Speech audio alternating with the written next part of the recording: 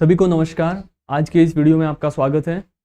जैसा कि पिछले वीडियो में हमने जो यूट्यूब पे अपलोड किया था इसी चैनल पे, उस वीडियो में हमने बात की थी कि किस तरीके से इस चैनल पे वीडियो की एक सीरीज आएगी 12th क्लास के जो विद्यार्थी हैं उनके लिए, ज्योग्राफी के लिए क्लास की, जो कि मेरे द्वारा करवाई जाएगी। उसमें हम किस तरीके से ज्योग्राफी स्टार्ट करेंगे और कहाँ से शुरू करके अंत में कहाँ तक पूरा करेंगे, हम एक उस विश्लेषण के लिए ये वीडियो है। आज हम आज इसकी शुरुआत भी करेंगे अपन। तो सबसे पहले अपन देखते हैं कि आपके जो सिलेबस है उस सिलेबस के अकॉर्डिंग, हालांकि अभी जो पूरा नहीं आया है इसका, ये पिछला वाला अपन देख रहे हैं। पिछला 2023-24 का जो सत्र था, उस सत्र के जो ब्लूप्रिंट है, उस ब्लूप्रिंट के आधार पर अपन आगे बढ़ेंगे और इसमें यदि कोई संशोधन हुआ तो उस संशोधन को अनुसार अपन थोड़ा बहुत बदलाव करके आगे करेक्शन करवा दिया जाएगा। तो आप ब्लूप्रिंट इसमें देख सकते हो। इसमें ब्लूप्रिंट आप जैसे कि इसमें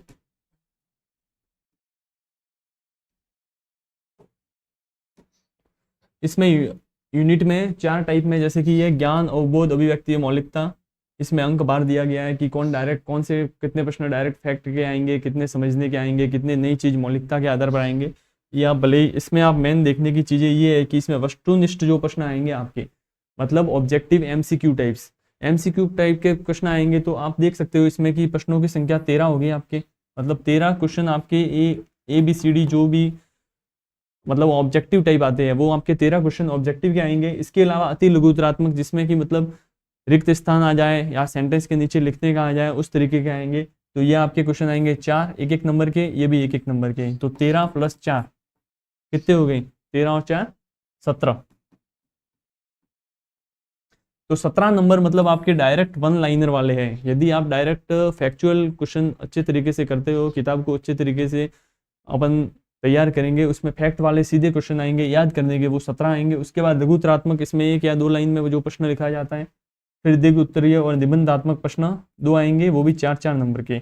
इसके अलावा मानचित्र के 2 प्रश्न आएंगे, ये वाले मानचित्र। तो इसमें कहने का मतलब यही है कि अपन इस तरीके से तैयारी करेंगे। बट वस्तुनिष्ठ, अति लघुतरात्मक एवं लघुतरात्मक प्रश्न आपके एग्जाम में कितने आते हैं, और ये एनसीईआरटी की जो सीरीज है वो पूरे तरीके से कक्षा 12 की जो बोर्ड परीक्षा है उसके पैटर्न पे ही अपन चलेंगे, उसको पैटर्न को फॉलो करते ही, हालांकि थोड़ी अतिरिक्त जानकारी बिल्कुल लेके चलेंगे कि आगे आपके तैयारी में काम आए। तो उस तरीके से अपन चलेंगे। इसमें आप देख सकते हो कि मानव भूगोल, इसमें 2 बुक्स हैं, ये वाले 11 तक ये फर्स्ट बुक है, और ये वाले पीछे के जो है जनसंख्या वितरण वृद्धि एवं संगठन, ये दूसरी बुक है। इस बुक का नाम है मानव भूगोल।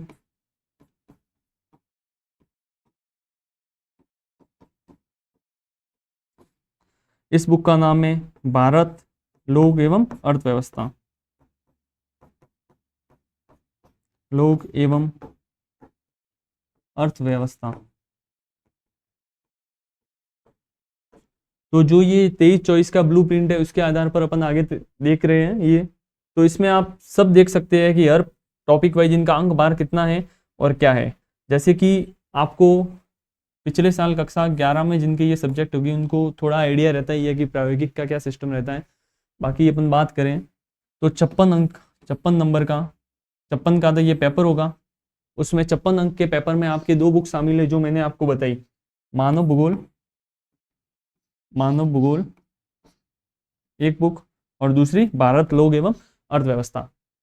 तो ये इसमें से प्रश्न जो आएंगे वो आपके 56 अंक के आएंगे। 56 अंक के बाद जो 14 नंबर होंगे, 14 नंबर आपके भेजेंगे इंटरनल, मतलब स्कूल से। 14 नंबर में आपके व्यवहार, अनुशासन और अटेंडेंस के नंबर, प्रोजेक्ट के नंबर, और जो आंतरिक मूल्यांकन के नंबर होते हैं, अर्धवार्षिक टेस्ट वगैरह, वो उसमें आ जाएंगे। उसके बाद ये हो गए 70 मार्क्स। 70 के बाद 100 में से बचे अपने 30 मार्क्स। 30 मार्क्स में से 15 मार्क्स का आपके प्रैक्टिकल जो रिटर्न पेपर होगा प्रैक्टिकल का, वो 15 मार्क्स का होगा। और रिटर्न के अलावा 15 मार्क्स जो प्रैक्टिकल लेने आएगा वो, उसका वाइवा वगैरह और वो फाइल वगैरह, सत्रीय कार्य, और वो मिलके 15 अंक बनते हैं। तो ये 30 नंबर ये हो गए। तो 70 + 30, तो ये 100 अंक का टोटल रहेगा। तो इसमें जैसे अपन आगे देखें, ये आपके पूरी ब्लूप्रिंट है। उसमें आप ये देख सकते हैं जैसे कि मानव भूगोल की जो ये यूनिट है, फर्स्ट से लेके 11 तक। तो इसमें मानव भूगोल में आप देख सकते हो कि वस्तुनिष्ठ प्रश्न कितने आएंगे, इसमें से एक अंक का प्रश्न एक आएगा, एक अंक का प्रश्न एक एक एक ऐसे दिया हुआ है। और उसमें दूसरी बुक है जो भारत लोग एवं अर्थव्यवस्था, उसमें जनसंख्या वितरण घनत्व वृद्धि ये पहला पार्ट है। उसके बाद ये प्रवास प्रकार मानव विकास बस्तियां भू संसाधन कृषि और अंत में मानचित्र का दे रखा है वो भी है। तो इस ब्लूप्रिंट के आधार पर अपन पूर्णतः चलेंगे। इसमें जैसे आप देख सकते हो ये मानचित्र का आ गया, अंतर्राष्ट्रीय व्यापार निर्माण उद्योग वगैरह सब है। तो ये दो बुक्स को अपन लेके चलेंगे। बाकी पिछली बार के ब्लूप्रिंट के साथ साथ इन्होंने एक मॉडल पेपर भी दिया था, हालांकि एक और अपने पास मॉडल पेपर हो गया है जो 2024 का प्रश्न पत्र है वो। बाकी इस तरीके से जैसे आप ये देख सकते हो वस्तुनिष्ठ प्रश्न यहाँ से एक से चल रहे हैं, 1 2 3 आप देखिए इसमें।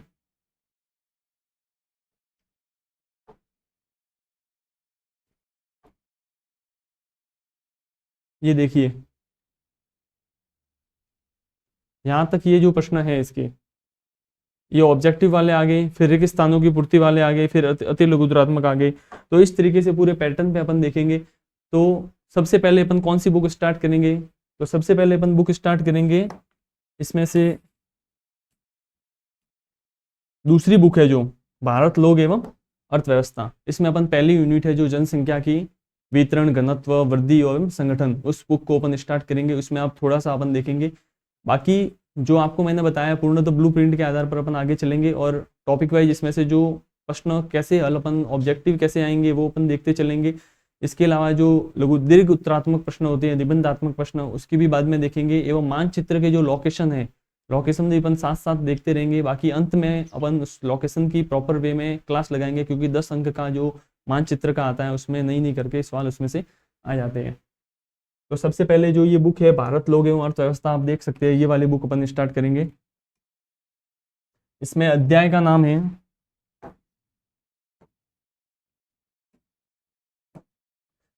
नाम है जनसंख्या वितरण घनत्व वृद्धि एवं संगठन।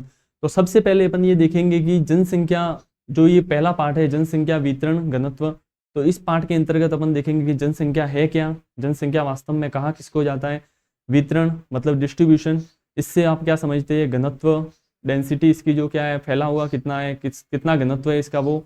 इसके अलावा वृद्धि एक कालखंड में इसकी वृद्धि कितनी हुई, और इसका कंपोजिशन संगठन मतलब इसमें भी अपन आगे चर्चा करेंगे। तो सबसे पहले अपन देखते हैं जनसंख्या किसको बोलते हैं। तो जनसंख्या ये आप ऐसे समझ सकते हैं, लेकिन एक परिभाषिक रूप में अपन देखें तो किसी एक निश्चित भूभाग के अंदर रहने वाले व्यक्तियों की संख्या क्या कहलाती है, जनसंख्या कहलाती है। यहाँ पे अपन जनसंख्या से संदर्भ मानव जनसंख्या से ले रहे हैं।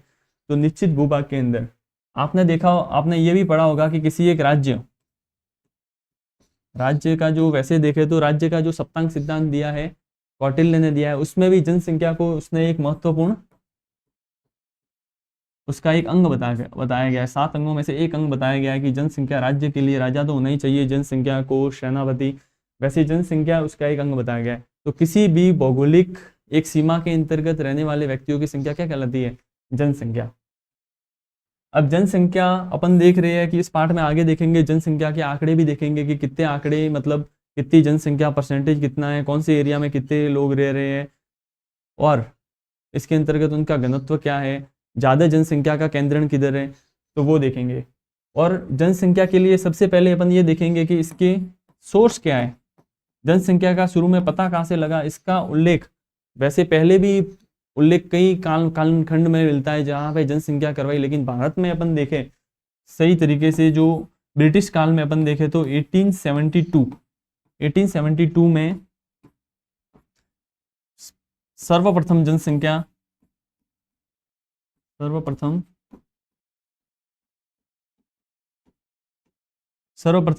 का आकलन किया इन्होंने, सर्वप्रथम जनसंख्या की काउंटिंग करवाई 1872 में। इस टाइम में लॉर्ड मेयो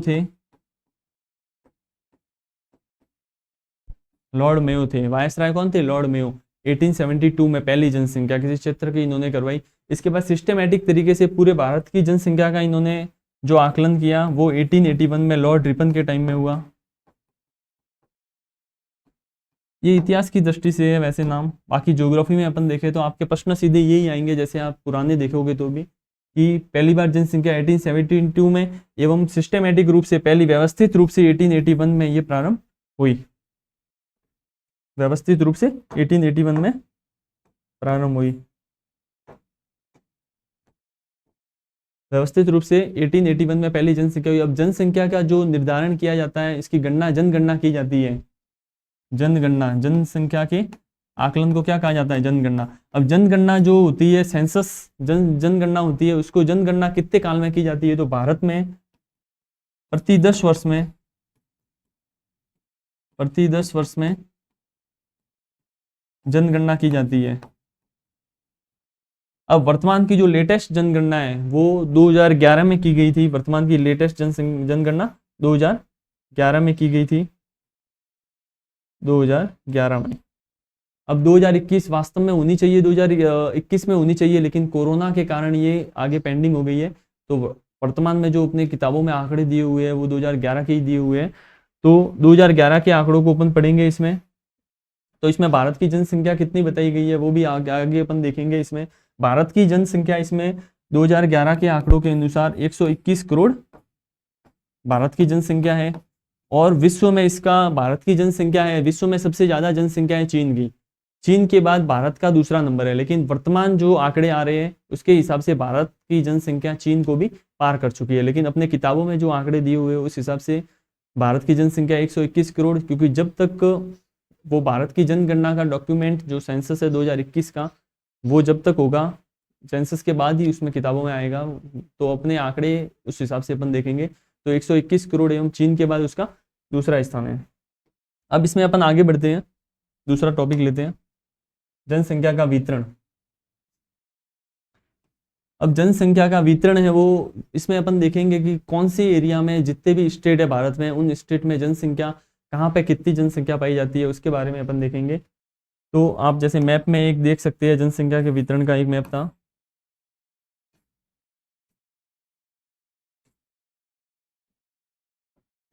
जनसंख्या के वितरण का ये मैप है, इसमें आप देख सकते हो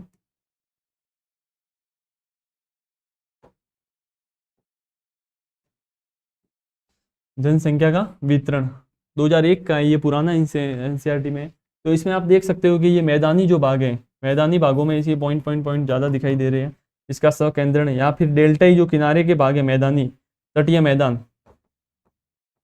इसके किनारे का जो भाग होता है उसको तटीय मैदान कहा जाता है। तट के किनारे का भाग, ये तटीय मैदान। ये उत्तरी मैदान, उत्तर भारत में मैदान है गंगा का, उत्तरी मैदान। तो उत्तरी मैदान में जनसंख्या का ज़्यादा आपको वितरण दिख रहा होगा, ये गहरा भाग दिख रहा है, तटीय मैदान का गहरा भाग दिख रहा है। या फिर जहाँ पे नदियाँ डेल्टा बनाती है, जहाँ पे नदियाँ डेल्टा बनाती है, डेल्टा मतलब जो मैदानी भागों से नदी अपने साथ में जो लेके आती है अवक्षेप, वो अवक्षेप जाके किनारों की तरफ जमा करती है, तो उसको डेल्टा कहा जाता है। तो डेल्टा लगातार बढ़ता रहता है समुद्र की तरफ। तो उस डेल्टा में जो विकसित होते हैं आसपास के चित्र, उस चित्रों में जनसंख्या की अधिक तो मतलब वितरण ज़्यादा दिखाया गया। तटीय मैदान, उत्तरी मैदान और डेल्टा, इस भागों में वितरण ज़्यादा है। तो वापस अपन उस स्लाइड की तरफ जाते हैं, जनसंख्या के वितरण की तरफ। अब वितरण में अपन देखें तो सर्वाधिक जनसंख्या कहाँ पाई जाती है? तो सर्वाधिक जनसंख्या में अपन पहले नंबर पे देखें, सर्वाधिक जनसंख्या में पहले नंबर पे देखें तो उत्तर प्रदेश। उत्तर प्रदेश, उत्तर प्रदेश के बाद महाराष्ट्र, मतलब उत्तर प्रदेश की ज़्यादा है इससे, महाराष्ट्र। महाराष्ट्र के बाद जो जनसंख्या है वो है बिहार। बिहार के बाद जनसंख्या है पश्चिमी बंगाल। ये मतलब घटते क्रम में है। सबसे ज़्यादा जनसंख्या है वो उत्तर प्रदेश में है भारत में। इसमें से 121 करोड़ में से सबसे ज़्यादा जनसंख्या किस स्टेट में है? ये सवाल आएगा तो इसका जवाब होगा उत्तर प्रदेश। द्वितीय स्थान पे इसमें महाराष्ट्र, तृतीय स्थान पर बिहार और चतुर्थ स्थान पर पश्चिमी बंगाल। तो ये आपको विशेष रूप से याद करने की चीज़ें इंपॉर्टेंट हैं। ये ऑब्जेक्टिव जो 1 नंबर का प्रश्न आता है या फिर प्रभुत्रात्मक वगैरह आता है उसमें आ सकता है। तो उत्तर प्रदेश, महाराष्ट्र, बिहार एवं बंगाल, अब जनसंख्या का जो वितरण है भारत में वो असमान वितरण है। अभी अपन ने मैप में भी देखा है कि इसका वितरण क्या है, असमान या असम वितरण है, असमान वितरण है। अब असमान वितरण के पीछे अपन जो कारण देखे तो उन कारणों को भी उनको देखना जरूरी है कि क्योंकि अगला सवाल जैसे कि मैंने बोला कि भारत में जनसंख्या का वितरण असमान है, तो अगला सवाल होगा कि असमान वितरण क्यों है। तो उस क्यों का जवाब ये है कि असमान वितरण है तो क्यों है, तो क्यों के पीछे अपन कारण देखते हैं। कारण देखते हैं तो सबसे पहला जो आपको कारण जनरली देखा होगा कि जैसे गाँवों में भी अपन देखते हैं कि जो भी जिसका गाँव हो लगभग नदी के आसपास या तालाब के आसपास बसे हुए होते हैं, तो वितरण के लिए सबसे पहली चीज क्या देखी जाती है, जल की उपलब्धता। जब जल जल की उपलब्धता। फिर अपन देखें तो भू आकृति वहां की कैसी है, मतलब भू आकृति किस तरीके कौन से तरीके का एरिया है भू आकृति। भू आकृति मतलब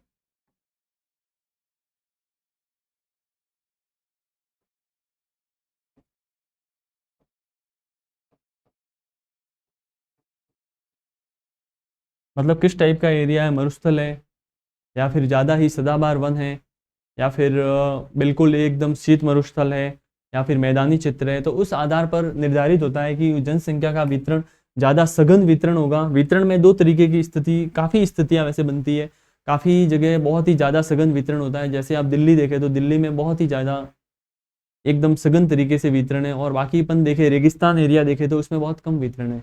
तो वो पार्ट जरूर घनत्व में आएगा, लेकिन अपन वितरण में देखें तो जल की उपलब्धता इस वितरण को क्या करेगी, प्रभावित करेगी। अब जल की उपलब्धता किस तरीके से प्रभावित करेगी, यदि पीने के लिए पानी होगा तो लोगों का बसना भी उसके आसपास होगा। ये अभी से भी नहीं देखे तो जब से वो शहर या गांव अस्तित्व में आए हैं तो सर्वप्रथम उनका जो प्राथमिक स्रोत रहा होगा वो जल रहा होगा। तो जल के बाद ही उन्होंने वहां सेटलमेंट स्थापित किए होंगे। तो जल की उपलब्धता, वहां की भू आकृति कैसी है, और उसके बाद वहां की जलवायु कैसी है, क्लाइमेट, वहाँ की जलवायु कैसी है। जलवायु होती है, जलवायु के आधार पर ही निर्धारित होता है कि वो लंबे समय तक वहाँ पे वो सभ्यता अस्तित्व में रहेगी या नहीं रहेगी। यदि जलवायु बढ़िया है तो वहाँ पे वो सभ्यता ज़्यादा विकसित होगी और फलेगी फूलेगी। जैसे अपन सिंधु घाटी सभ्यता की भी बात करते हैं तो नदी के किनारे आप सब देखो, जो सभ्यता नदी के किनारे, अब उसके कारण भी बताते हैं तो विषम जलवायु बताते हैं, कोई बाढ़ बताते हैं, सब अलग अलग बताते हैं। तो इन तीनों के कारण क्या प्रभावित होगा, जनसंख्या का वितरण, मतलब कैसे किस एरिया में कितनी फैली हुई है वो सब डिपेंड करेगा किसके ऊपर, जल की उपलब्धता के, भू आकृति कैसी है एवं जलवायु। अब इसमें भी आजकल वैसे अपन देखें तो एक्सेप्शन आ गई है, अपवाद। इन अपवाद की अपन बात करेंगे। इसमें क्या अपवाद आ गए हैं, इसमें अपन अपवाद देखें जैसे कि इन सब के तीनों के बावजूद तीनों चीज नहीं है जहाँ पे, वहां पे भी अच्छी मात्रा में जनसंख्या है। अगला सवाल ये होगा, जैसे कि मैंने बताया कि जनसंख्या अलग अलग असमान वितरण की हुई सब जगह, कहीं पे सघन है कहीं पे विरल जनसंख्या वितरण है। तो उसके पीछे मैंने कारण बताया कि जल की उपलब्धता, भू आकृतिक एवं जलवायु के कारण वो वहाँ पे सघन या विरल है। जलवायु अच्छी होगी तो ज्यादा लोग रहेंगे, भू आकृति रेगिस्तान होगा, पहाड़ होगा, सब अलग अलग वो डिपेंड करेगा। जल ज्यादा होगा तो वहाँ पे जनसंख्या ज्यादा होगी क्योंकि उसकी आवश्यकता भी जल से पूरी होगी। अब कई जगह ये चीजें नहीं है फिर भी वहां पे सघन जनसंख्या है, तो उसके पीछे कारण क्या रहता है आप देखिए। उसके पीछे कारण जैसे कि अपन राजस्थान में भी अपन देख सकते हैं, इसमें कारण रहेगा सिंचाई की सुविधा, सिंचाई की सुविधा, पहला कारण यही रहेगा सिंचाई की सुविधा। तो इस अंतर्गत, इस कैटेगरी के अंतर्गत कौन आ जाएगा, इसके अंतर्गत राजस्थान आ जाएगा। जैसे कि राजस्थान, पश्चिमी राजस्थान में वो बिल्कुल विरल था, अब वहां पे भी जनसंख्या वृद्धि यदि 2011 की अपन देखें तो ज्यादा मात्रा में जनसंख्या, बाड़मेर वृद्धि में भी, बाड़मेर में भी खूब मात्रा में जनसंख्या वृद्धि हुई है, जैसलमेर में भी जनसंख्या वृद्धि हुई है। तो जनसंख्या वृद्धि के पीछे कारण क्या है कि लोगों का बसना भी वहां पे जल्दी से किसके कारण हुआ है, सिंचाई सुविधा। और सिंचाई सुविधा किसने प्रदान की है,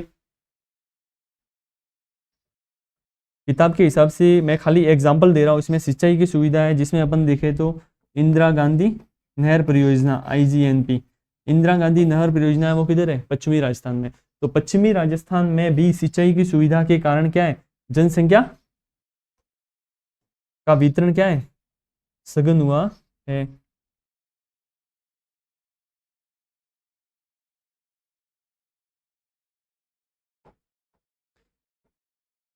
पश्चिमी राजस्थान में भी जनसंख्या का वितरण सघन हुआ है। तो कारण इसके पीछे क्या है? सिंचाई की सुविधा। अब दूसरा कारण मैं देखूं तो खनिज,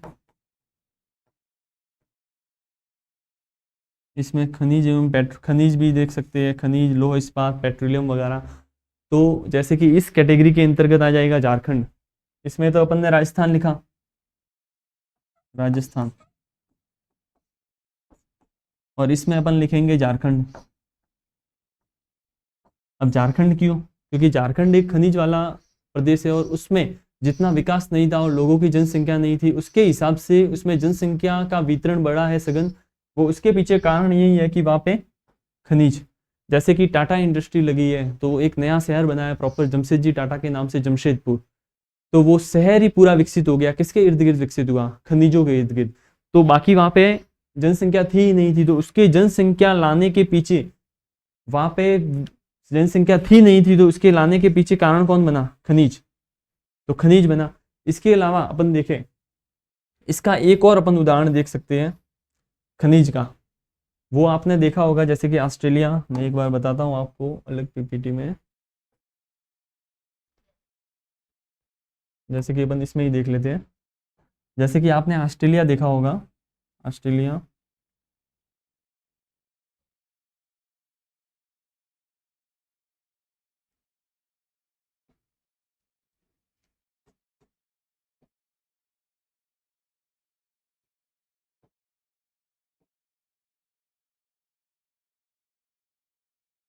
अब ऑस्ट्रेलिया में आप देखेंगे तो इधर जो है, इधर का एरिया है जिसमें कि प्रांत आते हैं, क्वींसलैंड वगैरह, ये आपके पहले आपने पढ़ रखे होंगे कई, क्वींसलैंड हो गया, न्यू साउथ वेल्स हो गया। तो ये प्रांत है, इधर वाला एरिया, इसमें अधिकतर जनसंख्या जो निवास करती है वो ऑस्ट्रेलिया के इस तरफ वाले में निवास करती है, और ये वाला पूरा एरिया रेगिस्तान है, पूरा एरिया रेगिस्तान है। तो वास्तव में अपन देखें तो सर्वाधिक जनसंख्या यहाँ पे निवास कर रही है, तो यहाँ पे तो बिल्कुल रहने योग्य स्थितियां भी नहीं है, लेकिन वहां पे भी जनसंख्या, रोड वगैरह सब डेवलप हो गई है। उसके पीछे कारण यही है कि यहाँ पे दो खदानें हैं, कालगुरली एवं कुलगार्डी, कालगुरली एवं कुलगार्डी। अब ये किसकी खाने हैं? ये खाने हैं सोने की। अब आप देखिए यहाँ पे सोना मिलते ही, सोना मिलते ही यहाँ पे क्या आ गई? जनसंख्या आ गई, टोटल इंफ्रास्ट्रक्चर विकसित हो गया एवं जनसंख्या का अच्छा खासा सेटलमेंट हो गया। उसके पीछे महत्वपूर्ण स्थिति क्या थी? किसकी? सोने की। सोने के कारण यहाँ पे जनसंख्या आई और ये वाला एरिया है ना, जनसंख्या सब सुविधा यहाँ पे विकसित हो गई। इसके अलावा एक अपन दूसरा उदाहरण देखें तो सऊदी अरब, सऊदी अरब, वैसे अपन कृत्रिम सिटी देखें तो दुबई, तेल या पेट्रोलियम, पेट्रोलियम के कारण वो सिटी उभरी है, तो उसमें सब इंफ्रास्ट्रक्चर विकसित हुआ है। इंफ्रास्ट्रक्चर के कारण, किसके कारण विकसित हुआ है? प्राकृतिक संसाधन के कारण।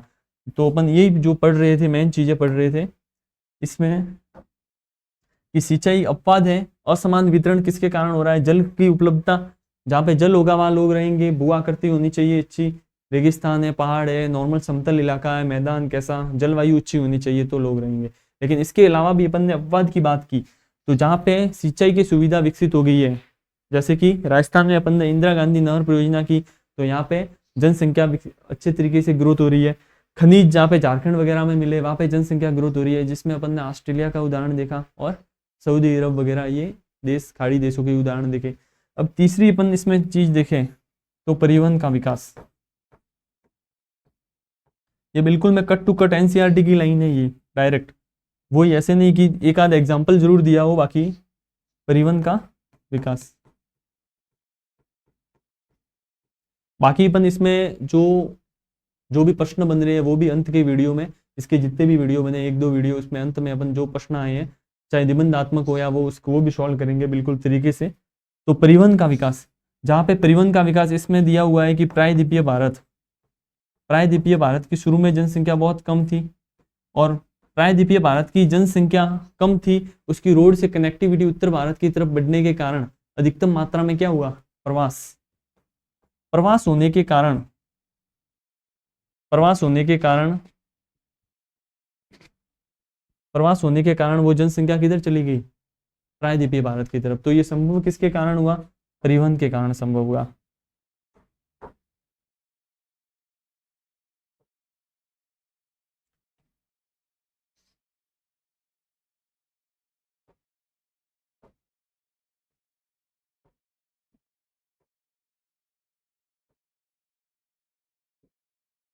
जैसे सिंचाई की सुविधा एक हो गया, इसके अलावा खनिज 2, इसके अलावा परिवहन का विकास, ये 3 पॉइंट। तो इसके अपवाद क्या थे जनसंख्या वितरण के? किसके? जनसंख्या वितरण के अपवाद क्या थे? जनसंख्या वितरण के अपवाद थे सिंचाई की सुविधा, खनिज एवं परिवहन का विकास। और इसके अपन देखें जो असमान वितरण के कारण, तो वो थे जल की उपलब्धता, भू आकृति और जलवायु। जलवायु, ये 3 चीजें थी। तो बुक में आप एक बार अच्छे से रीड करोगे तो ये सब चीजें समझ में आ जाएगी। इसमें याद रखने की चीज मैं वापस बताऊं तो उत्तर प्रदेश, महाराष्ट्र, बिहार एवं बंगाल, इसमें जो दिया हुआ है वो अपन देखेंगे। अब वितरण में कुछ फैक्ट और थे वो अपन दिखाते हैं, जैसे कि मैं यही लिख लेता हूं। वितरण में अपन फैक्ट देखें,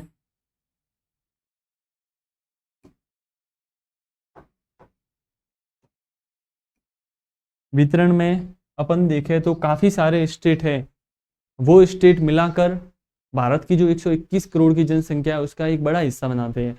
लेकिन कुछ स्टेट है वो बहुत ही 121 करोड़ का बहुत छोटा सा परसेंटेज, उनका क्षेत्रफल ज्यादा है लेकिन वो जनसंख्या के एक छोटे से मतलब अंश का प्रतिनिधित्व करते हैं। जैसे कि अपन देखें अंश के, छोटे अंश के प्रतिनिधित्व में अपन देखें तो जम्मू कश्मीर है, जम्मू कश्मीर, जम्मू एवं कश्मीर,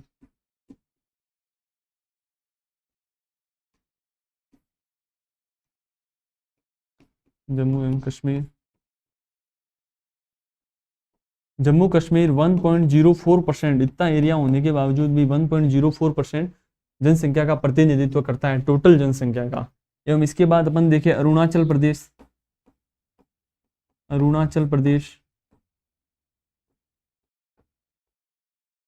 अरुणाचल प्रदेश देखें तो 0.84% जनसंख्या, मतलब जो टोटल जनसंख्या है 121 करोड़ 2011 के आंकड़ों की अपन बात कर रहे हैं, उसमें से 0.84% जनसंख्या अरुणाचल प्रदेश में रहती है। और यदि आप अरुणाचल प्रदेश को देखोगे, अरुणाचल प्रदेश को यदि आप देखोगे तो अरुणाचल प्रदेश का एरिया ये पूरा यहाँ है, ये वाला अरुणाचल प्रदेश का एरिया है, अरुणाचल प्रदेश का। तो इसमें इसका आकार आप देख सकते हो, बिहार का आकार, उत्तर प्रदेश भी देख सकते हो, लेकिन उन सब की तुलना में इसका आकार भी व्यवस्थित है, ठीक ठाक है। लेकिन आकार इतना होने के बावजूद भी उसमें जनसंख्या क्या है? कम। और दिल्ली का आकार इतना है, उसमें जनसंख्या ज्यादा है। तो ये असमान वितरण के अंदर मैं यही बता रहा था। और उसके बाद अपन देखें एक राज्य की और बात करते हैं, उत्तराखंड। उत्तराखंड में 0.83% जनसंख्या रहती है टोटल जनसंख्या की, और उसका आकार आप देखिए। तो जनसंख्या का वितरण है वो असमान क्यों है, कहाँ है, उसके पीछे कारण क्या क्या है वो अपन ने देखे हैं। और कारण में भी उसके कारण को प्रभावित करने वाले कारक क्या है, और काफ़ी अपवाद है जो उसको प्रभावित नहीं होते हैं। जैसे कि अपन ने देखा खनिज, सिंचाई की सुविधा हो गई, इसके बाद परिवहन जाल का विकास हो गया है, तो जनसंख्या इतनी प्रभावित नहीं हो रही है। इसके बाद अपन दूसरा टॉपिक जो इसका दिया हुआ था घनत्व, उसको अलग स्लाइड पे लेते हैं। जैसे कि इसमें टॉपिक था जनसंख्या घनत्व।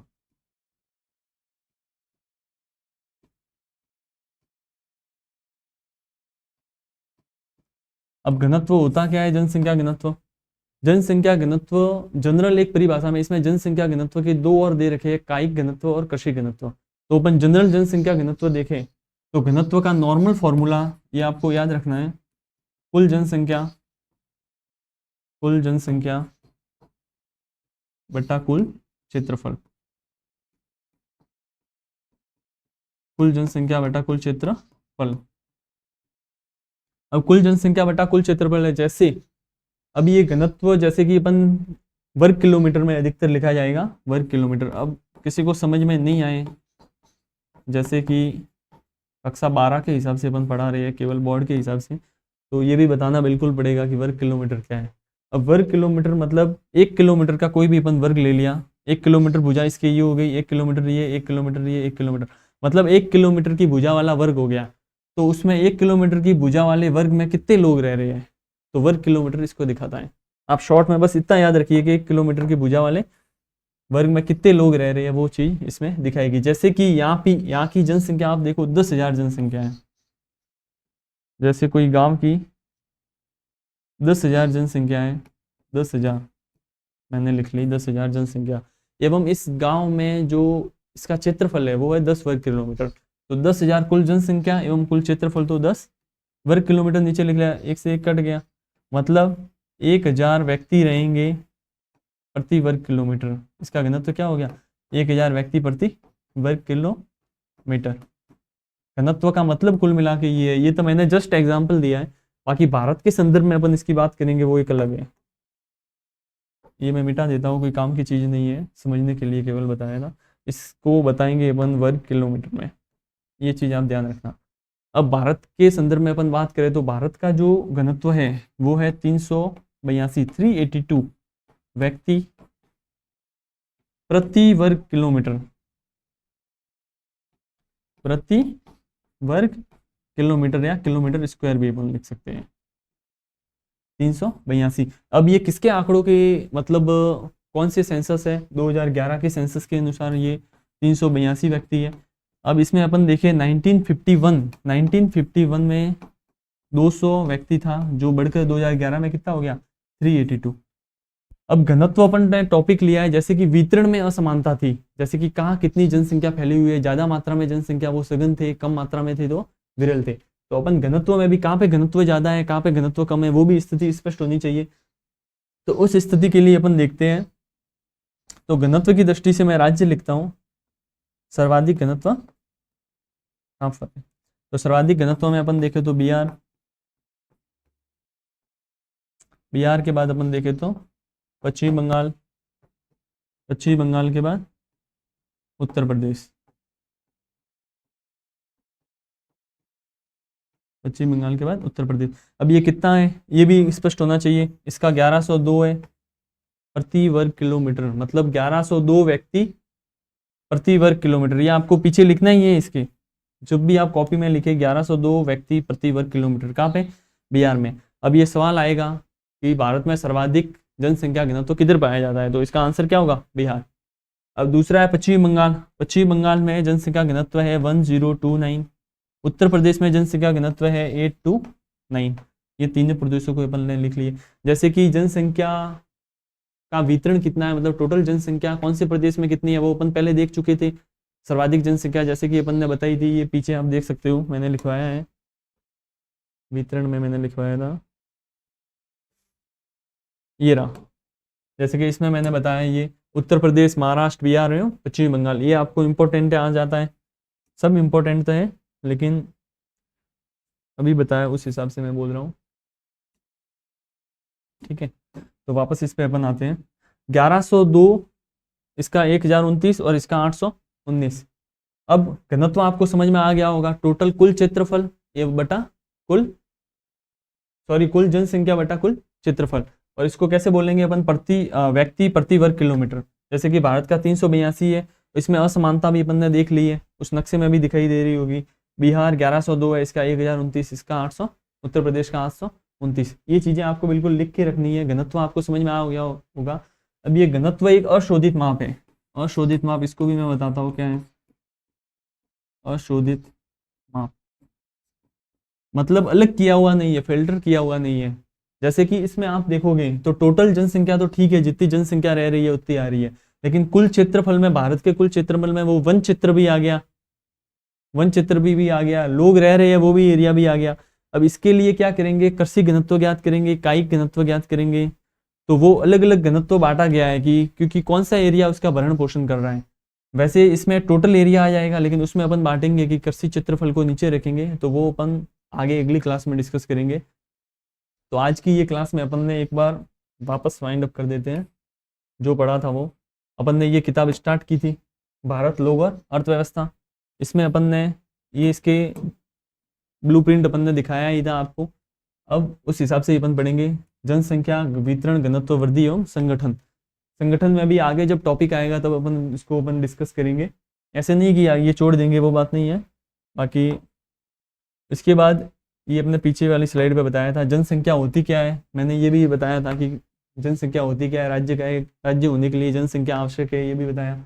टोटल जनसंख्या कितनी है, इसके सोर्स कब से स्टार्ट हुई, क्या हुआ, ये अपन ने देखा।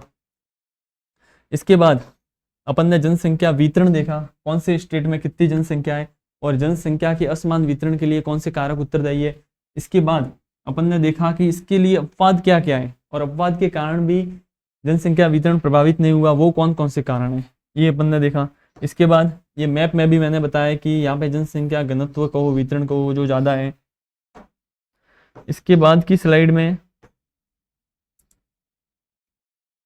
अपन ने देखा है, ये मैंने एक और चीज़ बताई थी कि जो खनिज प्रदेशों के कारण यहाँ पे जनसंख्या प्रभावित हुई है और बिल्कुल विरल क्षेत्र थे वो भी सघन जनसंख्या के क्षेत्रफल बन गए हैं और टोटल की कितनी रह रही है ये जनसंख्या पे अपन ने बात की थी।